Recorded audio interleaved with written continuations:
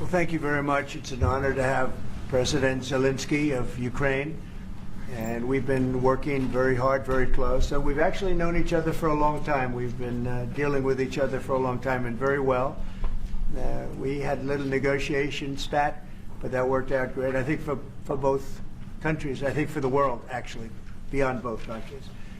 And we have something that is a very fair deal. And we look forward to getting in and digging and working and getting some of the rare earth. But it means we're going to be inside, and it's a big commitment from the United States, and we appreciate working with you very much.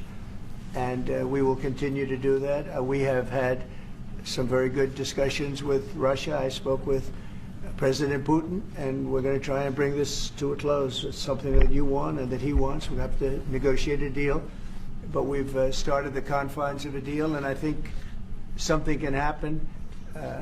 The big thing is the number of soldiers, mostly at this point, but soldiers being killed. You're losing thousands of soldiers. So on both sides, we're losing a lot of soldiers, and we want to see it stop. And we want to see the money get put to different kinds of use, like rebuilding. And we're going to be working very hard, but we've had a lot of very good conversations. I will say until we came along, the Biden administration didn't speak to Russia whatsoever. They didn't speak to anybody. They just allowed this to continue.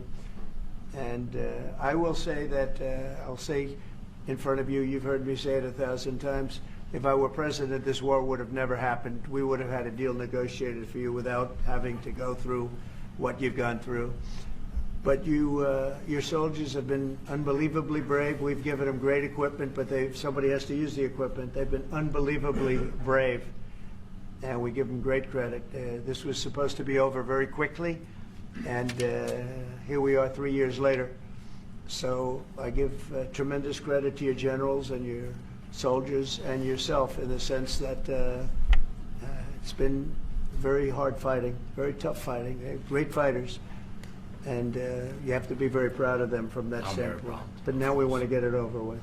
It's enough, right? We want to get it over with. So it's an honor to have you here. Thank you very much for coming. We're going to sign the agreement at the conference in the East Room in a little while, right after lunch. And we'll be having lunch together. We're also discussing some other things.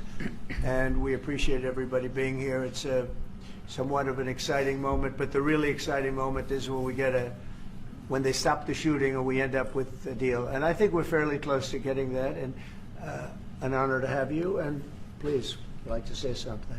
Yeah, thank you so much, Mr. President. Thank you for the invitation. And really, I hope that this first document, will be first step to real security guarantees for Ukraine, our people, our children. I really count on it.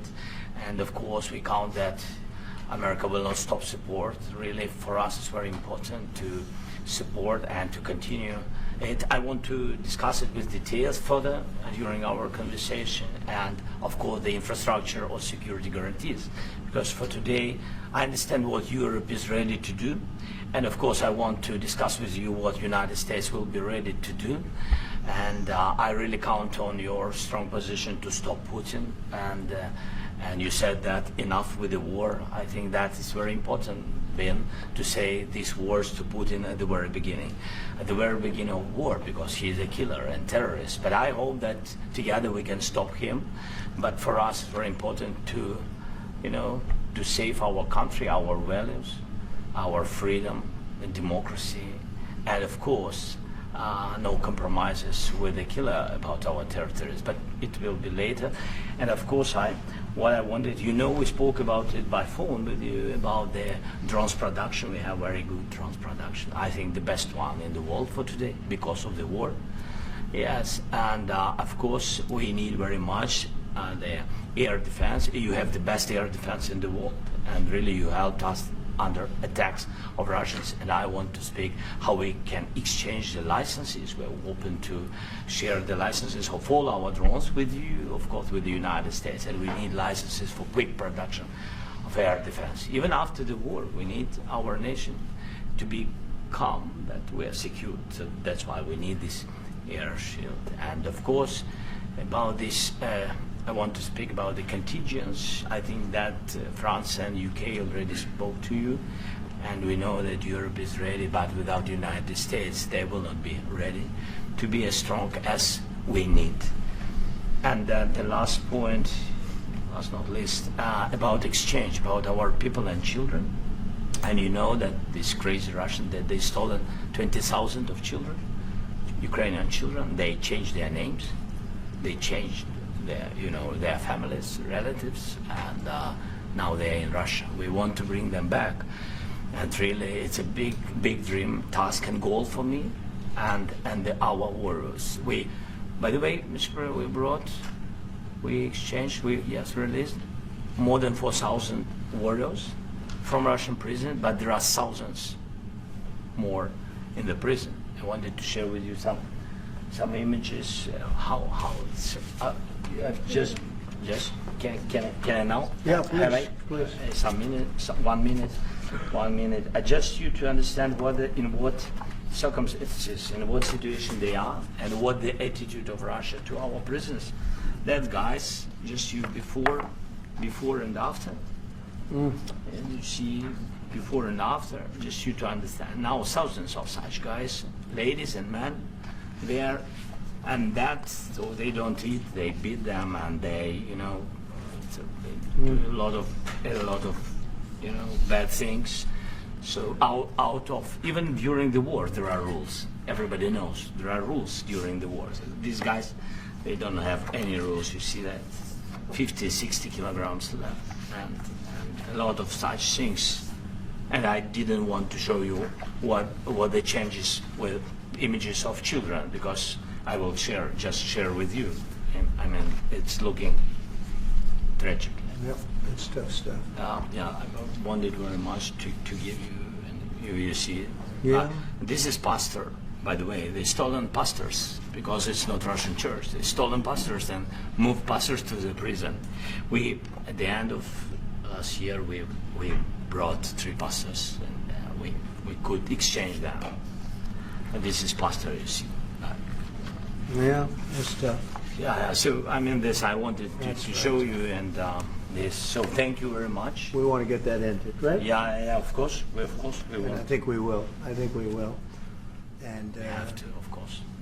do you have any questions, please? Mr. President, Mr. President. Thank you, Mr. President. How much money is the U.S. going to put into the fund that is being created today, and how does this provide long-term security for Ukraine? Well, we don't know exactly how much, because we're going to be putting some money in a fund that we're going to get from the raw earth that we're going to be taking and sharing in terms of revenue. So it's going to be a lot of money will be made from the sale and from the use of raw earth. And as you know, our country doesn't have much raw earth. We have a lot of oil and gas, but we don't have a lot of the raw earth. And what we do have is protected by the environmentalists, but that can be unprotected, but still it's not very much. They have among the best in the world in terms of raw earth. So we're going to be using that, using it for all of the things we do, including AI and including weapons and the military, and it's really going to very much satisfy our needs. So it's something that just worked out really well. We have a lot of oil, and we have a lot of gas, but we don't have raw earth. So this has just about every component of the raw earth that we need for computers, for all of the things we do. This puts us in great shape. And the long-term security for Ukraine, how does this provide it? I think they're going to have great luck. I think once we make the agreement, that's going to be 95% of it. They're not going to go back to fighting. I've spoken with President Putin, and I feel very strong. I've known him for a long time, and I feel very strongly that they're very serious about it. And we'll make a deal. And when the deal is made, I don't think we talk about security. Everyone's talking about the other day. All they talked about was security. I said, let me make the deal first. I have to make the deal first. I don't worry about security right now. We have to have a deal, because right now, last week, 2,000 soldiers died on both sides. 2,000, and they're losing 1,000, 2,000, 3,000 a week. So as we sit here and we talk, people are getting shot and dying on the battlefield. And, they're not American soldiers, but they're Russian soldiers and they're Ukrainian soldiers, and we want to be able to stop it. But And we Mr. want to be able also to spend money on other things. We don't want to, this is a tremendous amount of money. And what the Biden administration did was terrible. They were giving money, but he had no security on the money. Europe, as you know, gave much less money, but they had security. It was in the form of a loan.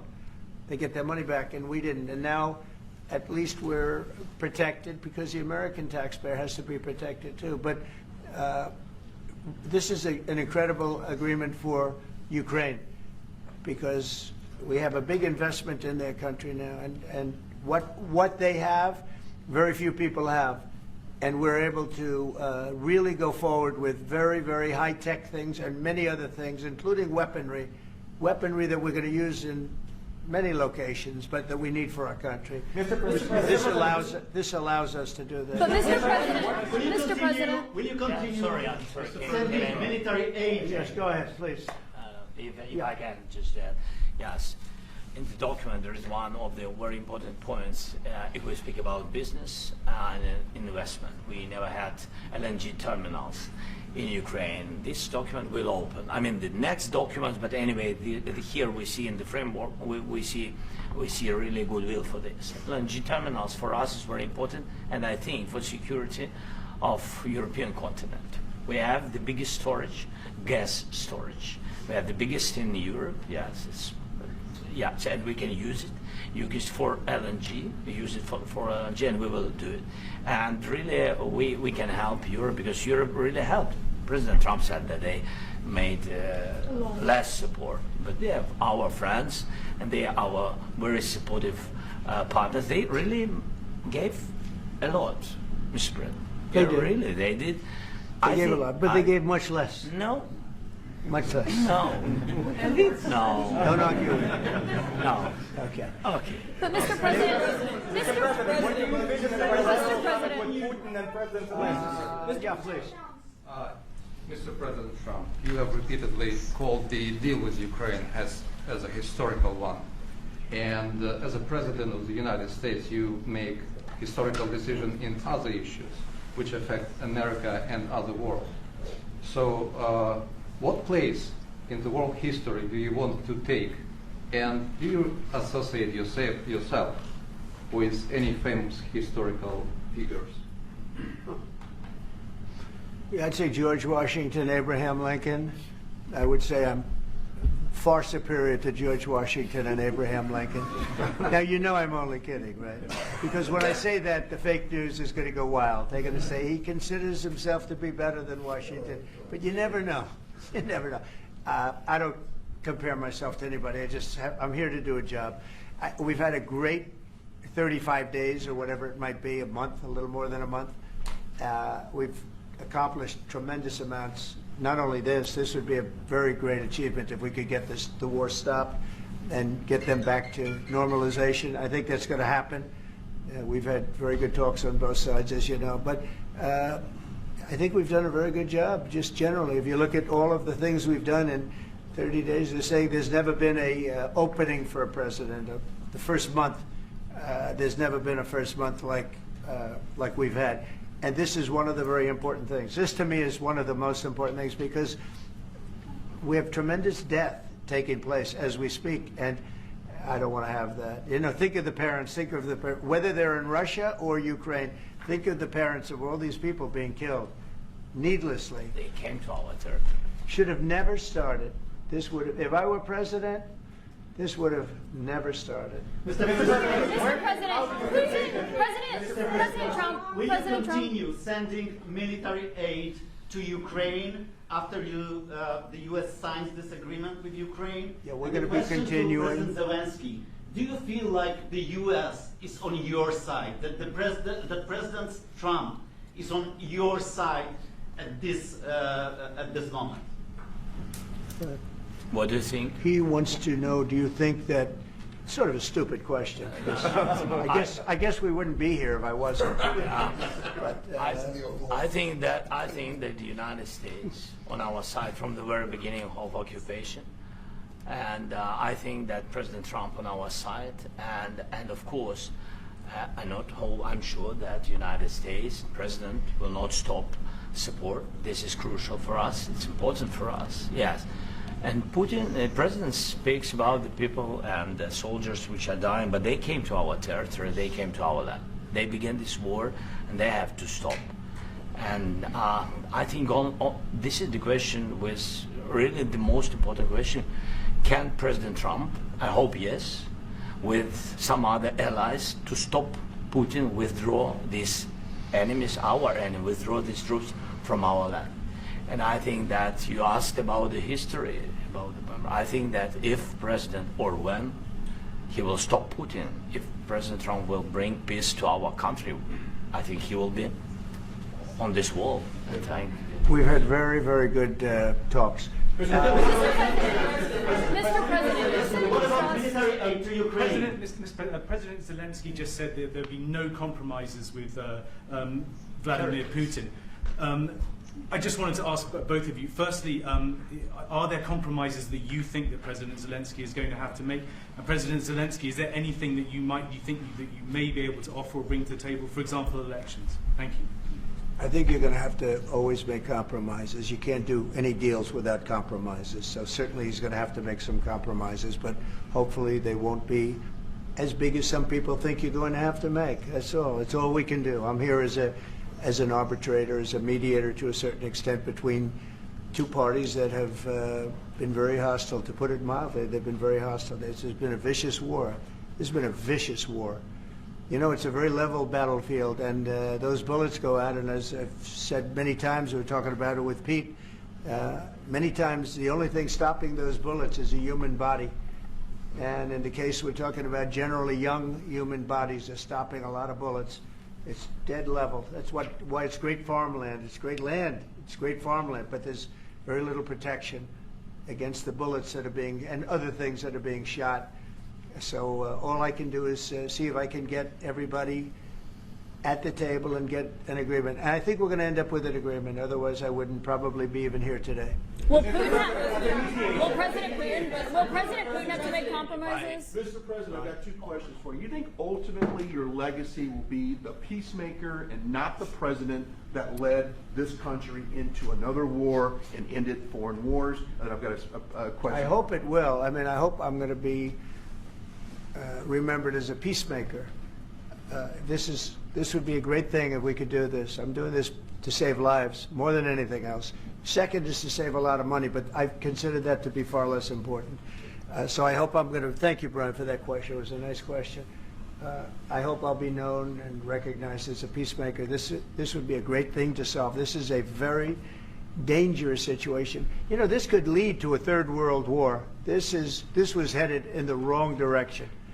If this election were lost, if we didn't win this election, and by the way, we won it by a lot. That was a mandate. We won every swing state. We won the popular vote by millions and millions of votes. We won everything.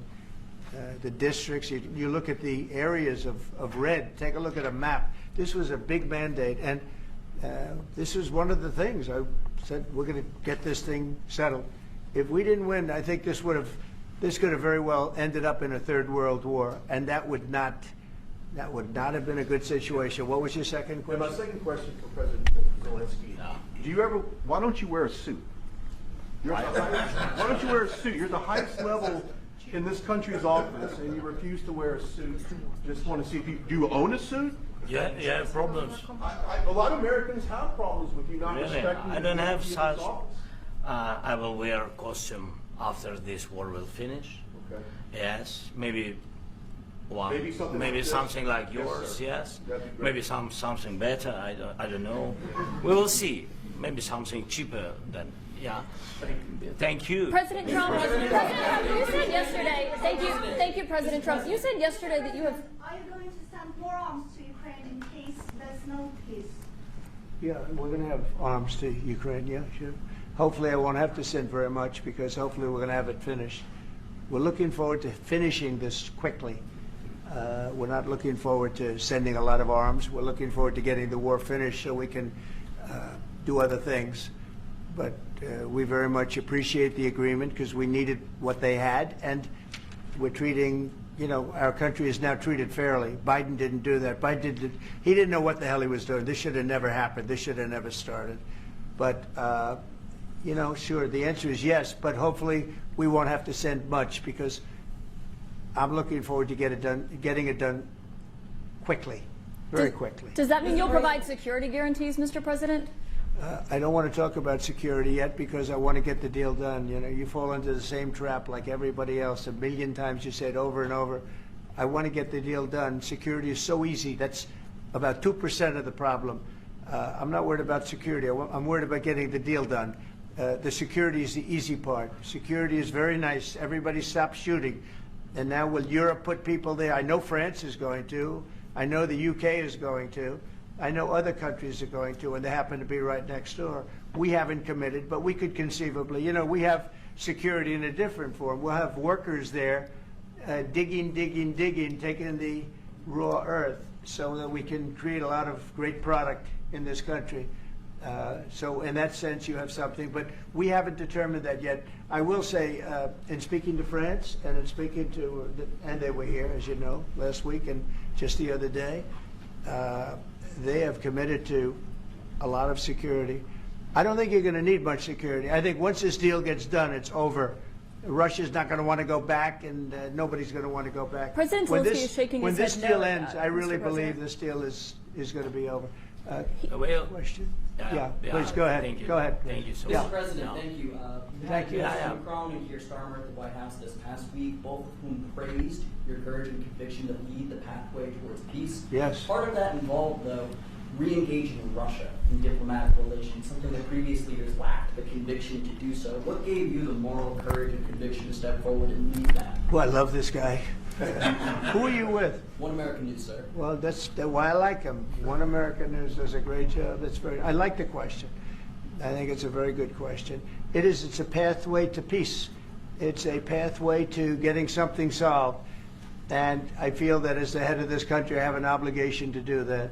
Plus, you know, we're very much involved. We got involved.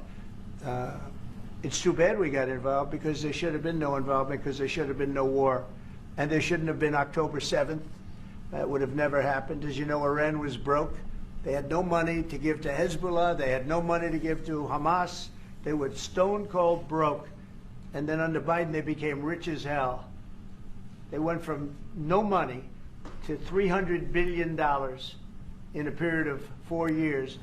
And they gave a lot of that money away, and you see what happened. And that's a real mess also that we hope to be able to solve. But no, I appreciate your question very much. It's just, I feel I have an obligation to try and do something to stop the death. Mr. President, If I can answer. President Yes, if I Zelensky. can answer. Please, Sorry. go ahead. Please. And I do like your clothing, by the way. Yeah, really? Even though I think he's a Yeah, great guy, yeah. by the way. But I don't know if you two like each other, but you know what? I think No, I think why? he's I dressed like beautifully. this guy. I don't know. I think he's dressed beautifully. So I have more serious things than answer on such Yeah, questions. sure, that's a I will good- answer on more serious a good questions if statement. I can. That's good. Yeah. So please, about security guarantees and about just ceasefire. We can't just speak about ceasefire and speak. It will not work. Just ceasefire will never work because I'm like a president. I have this experience, and not only me. Ukraine before my presidency, from the 2014, Putin broken 25 times. 25 times he broken his own signature. 25 times he broken ceasefire. But he never broke to me. He never broke to No, me. you were the president. He You never were the broke- president he during. never broke to me. In 2016, you've been the president, Mr. President. You've been the president, but he had, of course, not with you, but he had during those periods. He had conversations with our side, and we had Normandy format. You know, the France, Germany, Ukraine, and Russia, and he broken 25 times. That's why we will never accept just ceasefire. It will not work without security guarantees. Security guarantees, maybe President is right about this document and other, but this document is not enough. Strong army is enough because his soldiers afraid, Putin's soldiers afraid of our soldiers when we're strong enough. If we are not strong enough, if we are empty, if our storage is empty, we can't defend our land. Today, you know, he knows that we have all the world knows that we have meeting. Yes, why he's using ballistic? Putin today using ballistic on our hospitals, schools, and etc. Ballistic. So he knows that we are here and that President Trump is really have goodwill to stop this war. And you hear now the president. So why he's using? So he doesn't want to stop. He doesn't want. But I hope that we will do it. Really, we'll do it. Security. When we speak about security guarantees, when the Europeans are ready for contingents, they need USA backstop. If there will not be United States, we will not never have any contingents, strong contingents from the Europeans, because they don't want to divide alliance connection between the United States and the main and strongest ally and Europeans. And this is crucial, this is important. That's what we want to speak about very much. This is very important. And air defense. So air defense, really, we have big deficit with all these systems, and we need to provide this. We need it very much. Otherwise, Putin will never stop, and will go further and further. He doesn't want. He hates us. You know, it's not about me. He hates Ukrainians. He thinks that we are not a nation. He thinks, and he shared these thoughts. I think maybe with your team also. I don't know, but with all the Europeans, in media, officially and not, he always said that there is no such country, such nation, such language, and such life like Ukrainian. No, he really doesn't respect all the Ukrainians, and he wants to destroy us. And you are right, Mr. President. That's 2%. This document, maybe other documents, it's a very good start, very good, but it will not enough to stop this person. Should Russia pay to rebuild Ukraine? Mr. President, under these Should Russia pay to rebuild Ukraine? They have to pay. This is the rule. This is the rule of the war. This is the rule of the war. During all the centuries, all the history, this is the rule of the war. Who began, those pay. Do you agree, This is President the rule. Trump? Putin began this war. He has to pay all money for innovation. He has to pay. Of course, some Russian assets, what we have in Europe, about 300 billion, we can use them. We can use for innovation and buy military support from the United States also. We can do it, but it's not enough. It's not enough. I asked this question that you didn't like because I wanted to know. Brian, please, wait 1 second. I asked this question that you didn't like because I wanted to know if you want to position yourself in the middle between Russia and Yes. Ukraine, or on the Ukraine side. I'm in the middle. I want to solve this thing. I'm for both. I want to get it solved. And it's wonderful to speak badly about somebody else, but I want to get it solved. If we can solve it, great. If we can't solve it, they're going to have to fight it out, and who knows what's going to happen. But I want to see it get solved. May I follow up? One more question about U.S. troops in Europe. After Russian invasion of Ukraine, your predecessor sent additional troops to Eastern Europe, including Poland, my country. Are you committed to keeping these troops on the eastern flank of NATO in the future? I'm very committed to Poland. I think Poland has really stepped up and done a great job for NATO. As you know, they paid more than they had to. They are one of the finest groups of people I've ever known. I'm very committed to Poland. What about Baltics? Poland's in a tough neighborhood, you know. What about the Baltics? The Baltics, they got a lot of, it's a tough neighborhood too, but we're committed. We're going to be very committed, and we're committed to NATO. But NATO has to step up, and the Europeans have to step up more than they have. And I want to see them equalize, because they are in for far less than we're in, and they should be at least equal. You understand that? Why is the United States, we have an ocean in between, why is the United States in for so much more money and other things as Europe? With that being said, and as you said, they've also been obviously very helpful, but we have put in far more than they have, and I think they should equalize. Mr. President, Please, go ahead. About the agreement here today, what changed between the first time that Secretary Bessent gave President Zelensky the agreement and today for the signing? We made a deal. So What was the difference? I'm Was there a just, deciding factor? I'm a business person. We made a deal. That's what changed. A lot of those minerals. I didn't think we were going to make a deal, and We ended up making the deal, so that changed. Mr. President, when and how do you envision a trilateral summit with President Zelensky and Putin? I don't know, under but these well, circumstances? they don't like each other. I can tell you that. Okay? They do not like each other. This is not a love match, and it's unfortunate. That's why you're in this situation. The United States should not have allowed this to happen. Okay? The United States, run by a man that didn't know much. I'm going to be very nice. Run by an incompetent person, very incompetent person, should never have allowed this to happen. I've stopped wars. I've stopped many wars. My people will tell you, I stopped wars that nobody ever heard about. I stopped wars before they ever started.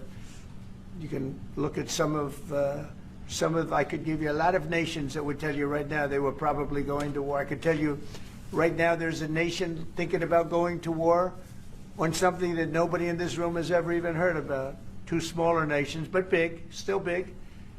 And I think I've stopped it. But this should have never happened. About sorry, just a second. About any negotiations. First of all, I want really to tell you, and I think that everybody understands that Ukraine, more than Ukrainians, nobody wants to stop this war. But in the future, any negotiations, it's understandable that two sides of the war, not Russia and the United States, because this is not the war between Russia and the United States. This is war of Russia against Ukraine and Ukrainian people. So these two sides will be at the anyway will be at the negotiation table. Then of course United States, like the strongest partner of the Ukraine, and of course Europe. I think Europe is very important. I want to speak about it with the President. Yes, Europe is very important for us because we really defend Europe for today. All Europeans really recognize that we are defending the line and they have real life and our people are dying. That's why they helped us. And also it's about the NATO. Yes, between, like the President said, you have big, nice ocean. Yes, between us. But if we will not stay, Russia will go further to Baltics and to Poland, by the way. But first to the Baltics. It's understandable for them because they've been in the USSR. You know, they've been one of the republics of the USSR, and Putin wants to bring them back to his empire. It's a fact. And when he will go there, if we will not stay, you will fight. Your American soldiers, it doesn't matter, do you have ocean or not, your soldiers will fight. Mr. President, would you be willing to visit Ukraine, maybe Kiev or Odessa, which is going to be a third year of the Black Sea? It was my question. Yeah. I'm sorry. I don't want to talk about Odessa now. Let's not talk about Odessa. I want to talk about making a deal, getting peace. We don't have to talk about Odessa, but a lot of cities have been destroyed. There are a lot of cities that are not recognizable. There's not a building standing. No, and a lot of things have happened. You have to come and to look. No. We have very good cities. Yes, a lot of things have been destroyed, but mostly cities alive and people work and children go to school. Sometimes it's very difficult. Sometimes closer to front line, children have to go to underground schools or online, but we live.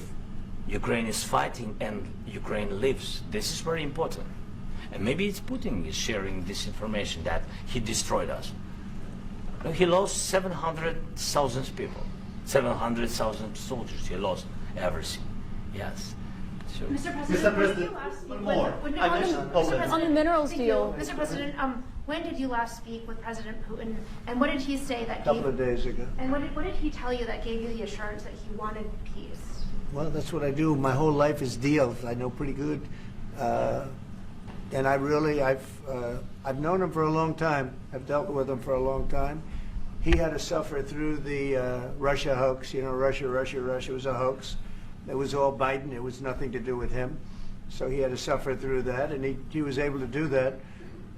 I think that he wants to make a deal, and he'd like to see it end. That's all I do. That's what I do. My whole life, that's what I do is make deals. I'm in the middle of a mess because this is a real mess. It's a very dangerous one. If this doesn't get solved now, it's not going to get solved for a long time. So I hope we're going to get it solved. In the back, please. Thank you, Mr. President. Prime Minister Starmer claimed repeatedly that his government believes in free speech and was not engaged in censorship. But his country's government arrests people for memes and thought crimes, and even more worrisome is pressuring American companies to censor Americans on its behalf. How can he be a reliable, trustworthy partner when he says things that are demonstrably false on such an important topic? Well, we actually spoke to him about that yesterday, and we thought they took it very, very much too far. JD was very strong on it. So was I. So was Marco. And we've been speaking to him about it. Marco, would you like to say something about that? We have concerns, obviously, with the conduct of those, particularly as it impacts Americans. And there's real concern that American speech, which is online, could fall into the hands of British or any country's jurisdiction. And so this is a point the Vice President made at Munich, and I think it's a very compelling one, that what unites us with Europe, as much as anything else, is these shared values, and one of them being free speech. And so if Americans are threatened by it, we're going to need to take action in that regard. JD? It's actually a very important question. We spoke about this in detail with the Prime Minister, the Foreign Secretary, and others at lunch yesterday, and I know that Secretary of Commerce Lutnick followed up in private meetings last night. This is really important. We believe Americans have the right to speak their mind, even if we in this room disagree with them. They have the right to speak their mind in the public square, which is often online these days. And we're going to defend that right as it pertains to American companies and American citizens vigorously if we have to. I do think that under the President's leadership, we're going to find common ground with our friends in the UK on this question, but it remains to be seen. The principle that will guide us is we believe in free speech in this country, and we'll fight for it for American citizens. Mr. President, Mr. President, oil and gas component to the deal? Is it all critical A little minerals? bit. We'll see. On LNG? But we're not really looking for that so much. We got a lot. We have more than anybody in the world, by far. So no, we're not talking about it too much, but a little bit. I think it affects also, but for the most part, no. And sir, is there any agreement from Ukraine to purchase U.S. LNG as part of the deal, or is that on the table at all? No. We don't need that. Some of those minerals are in the east, Mr. About, President. You just mentioned that you'd spoken to Vladimir Putin a couple of days ago. Just to be clear, that's a new call, not the one that you were I've spoken to him on numerous occasions. Okay. And how was the latest call? What did you discuss? How did it go? Are you serious with that question? I am. I'd love to know. It went well. I think we're going to have a deal. On the minerals deal, Mr. President, some of those minerals are in the east of Ukraine, not far from the front lines and in areas that Russia has occupied. Will you direct President Putin to withdraw his forces from those areas if there's U.S. interest there? Well, we'll take a look at the time. We have a lot of area. It's a very big area we're talking about, so we'll take a look. I'll study that and I'll see. And who would protect those minerals if they are U.S. interests? Would that be Ukrainian forces, European forces? The agreement will protect them. U.S. The forces? Agreement, yeah, we're signing an agreement. You know? Right, but what if Russia tries to invade or there's Russian aggression in those spots? What would I you do just told you I don't think that's going to happen. And if that were going to happen, I wouldn't make a deal. If I thought that was going to happen, I wouldn't make a deal. Some people may wonder why. They ought to focus on CNN on survival, not asking me these ridiculous questions. Why you have confidence that Putin won't violate a deal? Focus on surviving, because CNN's got such low ratings. I don't think they're going to survive.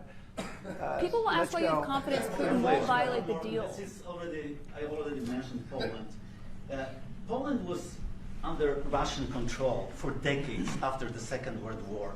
When I was a kid, I looked at the United States not only as a most powerful country, richest country in the world, the country that has great music, great movies, great muscle cars, but also as a force for good. And now I'm talking with my friends in Poland, and they are worried that you align yourself too much with Putin. What's your message for them? Well, if I didn't align myself with both of them, you'd never have a deal. You want me to say really terrible things about Putin and then say, "Hi, Vladimir, how are we doing on the deal?" That doesn't work that way.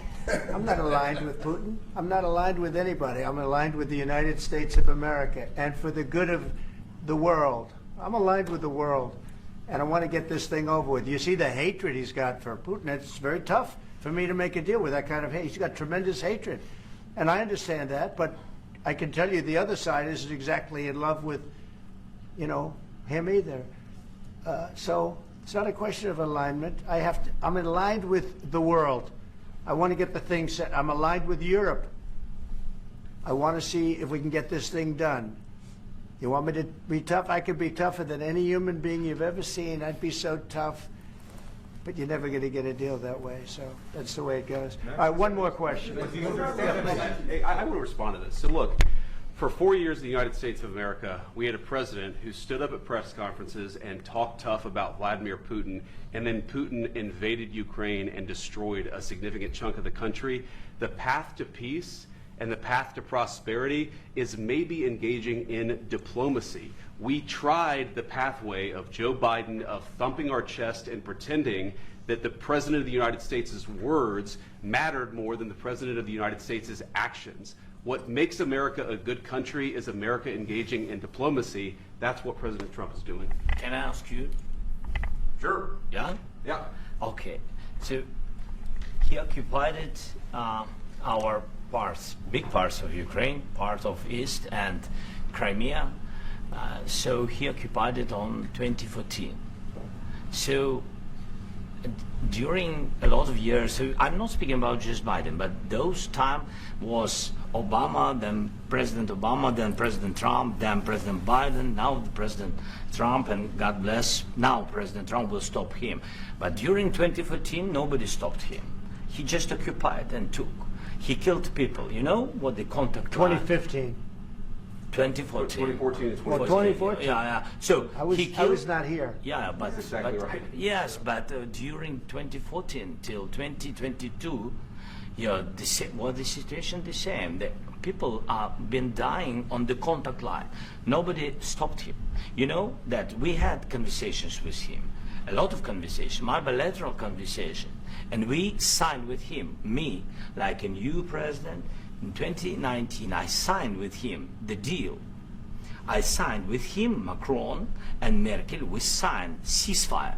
Ceasefire. All of them told me that he will never go. We signed him with gas contract. Gas contract. Yes, but after that, he broken this ceasefire. He killed our people and he didn't exchange prisoners. We signed the exchange of prisoners, but he didn't do it. What kind of diplomacy, JD, you are speaking about? What do you mean? I'm talking about the kind of diplomacy that's going to end the destruction of your country. Yes, but if you are not strong... Mr. President, with respect, I think it's disrespectful for you to come into the Oval Office and try to litigate this in front of the American media. Right now, you guys are going around and forcing conscripts to the front lines because you have manpower problems. You should be thanking the President for trying to bring an end to this conflict. Have you ever been to Ukraine that you say what problems we have? I have been to. Come once. I've actually watched and seen the stories, and I know what happens is you bring people, you bring them on a propaganda tour, Mr. President. Do you disagree that you've had problems? What, bringing people into your military? We have problems. And do you think that it's respectful to come to the Oval Office of the United States of America and attack the administration that is trying to prevent the destruction of your country? A lot of questions. Let's start from the beginning. Sure. First of all, during the war, everybody has problems. Even you, but you have nice ocean and don't feel now, but you will feel it in the future. God bless. You don't know that. God bless. You God bless. You will not have a war. Don't tell us what we're going to feel. We're trying to solve a problem. Don't tell us what we're going to feel. I'm not telling you. Because I'm you're in no answering position on to this dictate that. That's Remember exactly this. what I'm not You're in dictating. no position to dictate what we're going to feel. You We're will- going to feel very you will good. feel influenced. We're going to feel very good and telling very you, strong. You will feel influence. You're right now not in a very good position. You've allowed yourself to be in a very bad position, and he happens to be right about From it. the very beginning of the war. You're not Mr. in a Brown, good position. You don't have the in cards right now.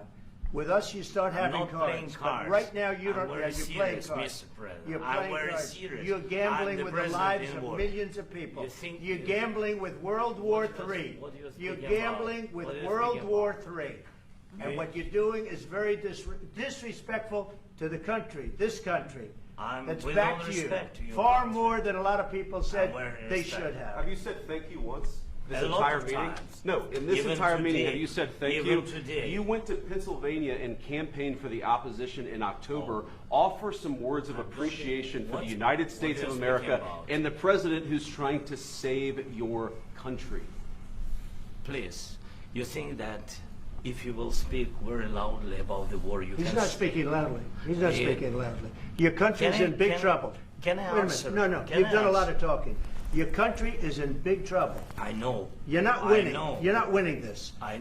You have a damn good chance of we are coming out staying, okay because of Mr. us. President, we are staying in our country, staying strong from the very beginning of the war. We've been alone, and we are thankful. I said thanks You haven't in been this alone. cabinet, You and haven't not been only alone. in this cabinet. We gave you, through I this said thank stupid you. president, $350 billion. You voted we gave for you your military president. equipment, You and you voted men for are your brave, president. but they had to use our military. What about West If you didn't You have our invited military me. equipment, You invited if me you to didn't speak. have our military equipment, this war would have been over in 2 weeks. In 3 okay? days, I heard it from Putin. In 3 days, this is something Maybe new. less. In 2 weeks, of course, yes. It's going to be a very hard thing to do business like this, I tell you. Just say thank you. I said a lot of times thank you to American people. Accept that there are disagreements, and let's go litigate those disagreements rather than trying to fight it out in the American media when you're wrong. We know that you're wrong. But you see, I think it's good for the American people to see what's going on. I understand, over there. sir. I think it's I very understand. important. That's why I kept this going so long. You have to be thankful. You don't have the I'm cards. thankful. You're buried there. Your people are dying. tell you You're again, running I low on know. soldiers. Listen, Don't you're please, running Mr. low on President. soldiers. It would be a damn good thing. Mr. And then President. then you tell us, I don't want a ceasefire. I don't want a ceasefire. I want to go, and I wanted this. Look, if you could get a ceasefire right now, I tell you, you take it so the bullets stop flying and your men stop getting killed. Of course, we want to stop the war. But But you're I saying you said- don't want a ceasefire? But I said to you, I want a ceasefire. with guarantees. Because you'll get a ceasefire faster than an agreement. Ask our people about ceasefire, what they think. That wasn't it doesn't with matter me. for you what That what wasn't this with me. nation- it That was with wasn't you. a guy named Biden who was not a smart person. This That is was your, with, this that was is with your Obama. president. It was your president. Excuse me. That was with Obama, who gave you sheets, and I gave you javelins. Yes. I gave you the javelins to take out all those tanks. Obama gave you sheets. In fact, the statement is Obama gave sheets and Trump gave javelins. You got to be more thankful, because let me tell you, you don't have the cards. With us, you have the cards. But without us, you don't have any cards. One more question to Mr. Vice President. I'm sorry. It's going to be a tough deal to make, because the attitudes have to change. What if Russia breaks ceasefire? What if Russia breaks peace talks? What do we do then? I understand that it's a heated conversation right now. What are you but saying? What She's if asking, Russia, what if Russia Putin breaks the ceasefire? What if anything? What if a bomb drops on your head right now? But they have Okay? broken What if they ceasefire. broke it? I don't know. They broke it with Biden because Biden, they didn't respect him. They didn't respect Obama. They respect me. Let me tell you, Putin went through a hell of a lot with me. He went through a phony witch hunt where they used him and Russia. Russia. You ever hear of that deal? That was a phony Hunter Biden, Joe Biden scam. Hillary Clinton, Shifty Adam Schiff. It was a Democrat scam. And he had to go through that. And he did go through it. We didn't end up in a war. And he went through it. He was accused of all that stuff. He had nothing to do with it. It came out of Hunter Biden's bathroom. It came out of Hunter Biden's bedroom. It was disgusting. And then they said, oh, the laptop from hell was made by Russia. The 51 agents. The whole thing was a scam. And he had to put up with that. He was being accused of all that stuff. All I can say is this. He might have broken deals with Obama and Bush, and he might have broken them with Biden. He did, maybe. Maybe he didn't. I don't know what happened. But he didn't break them with me. He wants to make a deal. I don't know if you can make a deal. The problem is I've empowered you to be a tough guy. And I don't think you'd be a tough guy without the United States. And your people are very brave. But you're either going to make a deal or we're out. And if we're out, you'll fight it out. I don't think it's going to be pretty, but you'll fight it out. But you don't have the cards. But once we sign that deal, you're in a much better position. But you're not acting at all thankful. And that's not a nice thing. I'll be honest, that's not a nice thing. All right, I think we've seen enough. What do you think? What's this negotiation going to look like? This is going to be great television, I will say that. All right. Come on, We'll thank see you. what we can Everybody do out. about Thank what's you. going on. Thank you, press. Everybody, Caitlin. Everybody out. Can you still negotiate?